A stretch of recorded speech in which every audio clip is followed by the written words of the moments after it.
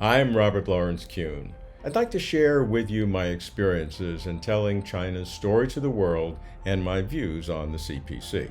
I have been coming to China for more than 30 years.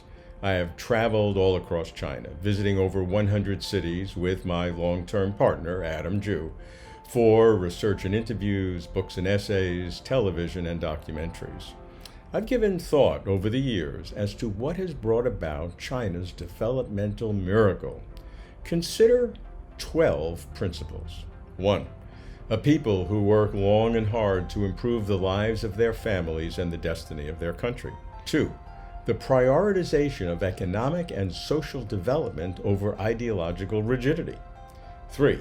A one-party leadership system, what is called the multi-party cooperation and political consultation under the leadership of the CPC, that enforces political stability and media control and encourages economic development and social enhancement.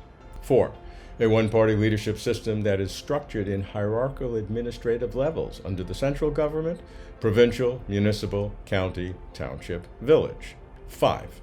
A one-party leadership system that prioritizes selection, training, monitoring, and inspection of key personnel, inculcating a high degree of administrative and managerial professionalism. 6. A one-party leadership system that solicits and pays attention to expert opinion, whether in the party or not, as exemplified by the increasing social power of the Chinese People's Political Consultative Conference. 7. A one-party leadership system that solicits and pays attention to public opinion. 8. The setting of long-term goals, midterm objectives, and short-term policies that are monitored and modified continuously. Policies that need long-term commitment have long-term commitment. 9. A way of thinking that experiments and tests new policies before implementation and rolling them out. 10. A one-party leadership system that leverages industrial planning and state capital to gain economies of scale and competitive advantage. 11. A one-party leadership system that provides checks and balances via anti-corruption institutions. And 12. A one-party leadership system that is willing to admit and correct errors. For the world to understand China, the world must understand the party's way of thinking. In other words, first, why the CPC asserts that the party's continuing political leadership is optimum for China's development. And second, why the CPC asserts that the party's robustness depends on its adaptability, self-regulation, and strict management. President Xi stresses the theme of not forgetting the party's original intention and keeping in mind the mission, which, she says, is the self-revolution of the party under the new historical conditions. President Xi states that the CPC should be governed by standardized rules and procedures that are open to public oversight. Only by adapting continuously, focusing on real-world issues, can the party construct a truly prosperous society that is sustainable. The party-led system involves effective feedback mechanisms, such as polling to discern what people think, for example, about proposed new policies. So even though there are no elections in the Western sense, there is a good deal of feedback from different constituencies. Another example is when officials are nominated to new positions, there is often a period of time for feedback from colleagues, subordinates, and superiors.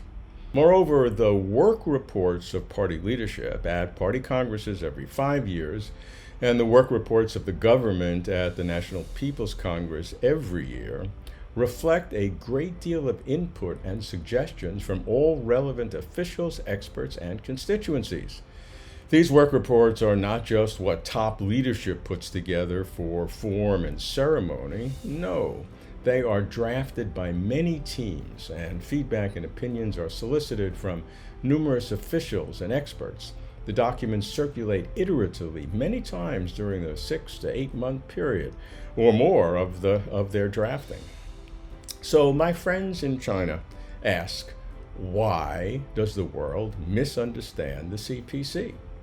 The problem, I argue, is partly semantics, because the English word party connotes, in democratic political systems, a political party that competes in free and open multi-party elections, such that a political party that does not compete in free and open multi-party elections must be exercising by force authoritarian control. This characterization misunderstands the whole Chinese system, which is founded on a different principle, where the CPC is the ruling party, not a competing political party. It is a dedicated elite from all sections of society, consisting of just about less than 7% of the population, but tasked to represent 100% of the population. For this reason, the CPC, as the perpetual ruling party, has a higher obligation to enhance standards of living and personal well-being, which includes reform, rule of law, transparency in government, public participation in governance, increasing democracy, various freedoms, and human rights. For those foreigners who marvel how China contained the novel coronavirus, COVID-19, with so few cases and deaths compared to other countries, I point out that the common root of China winning the war to contain the contagious coronavirus and China winning the war to eradicate extreme poverty is the CPC's leadership and organizational capacity. This remarkable parallelism is a probative insight into China's party-led governance system. Now, all political parties, all political systems have trade-offs. And while achieving national objectives is indeed an advantage of China's party-led system, it is not the only criterion for evaluating systems. This is why continuing reform, opening up, and system improvement are needed.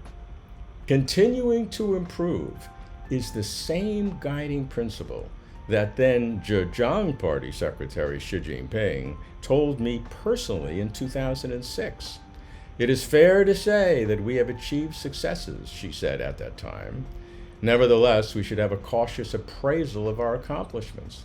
We should never overestimate our accomplishments or indulge ourselves in our achievements, she stressed. He called for China to aspire to our next higher goal and to appreciate the gap between where we are and where we have to go. He described this as a persistent and unremitting process.